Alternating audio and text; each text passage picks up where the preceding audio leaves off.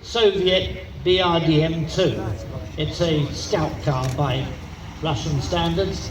You'll notice it's a lot larger than the British equivalent, say the Ferret, and this is because it's amphibious as well.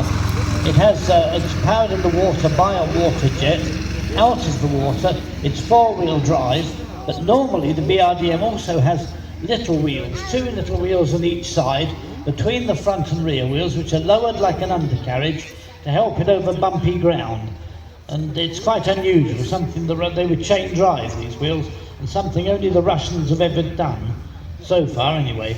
So one of the reasons why the vehicle appears so bulky is largely to make the hull amphibious.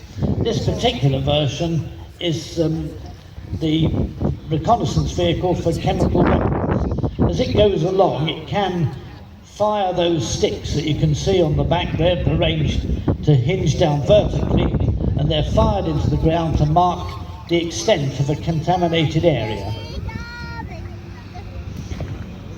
This particular vehicle was kindly gifted to the museum a couple of years ago by a private owner, and it's in really good condition, and inside it's actually stowed with the original radios, etc. So very nice, and a rather jazzy camouflage scheme, as you can see.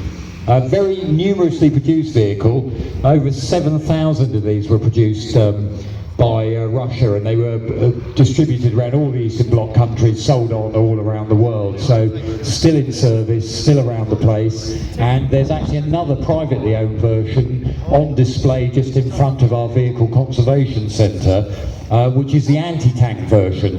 And on the back of that are what they call AT-5 spandrel missiles that could be fired at tanks from some distance. So it was another one of these vehicles used in many different roles, even though originally it was primarily designed as a reconnaissance vehicle.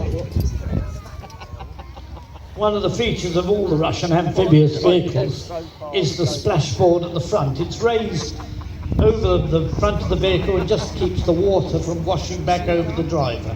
Just makes them a bit better balanced when they're afloat in rougher weather. But it's quite good. The amphibious capability is very good indeed. And most of the Russian vehicles have something similar, just to give them a bit more flexibility in cross-country driving.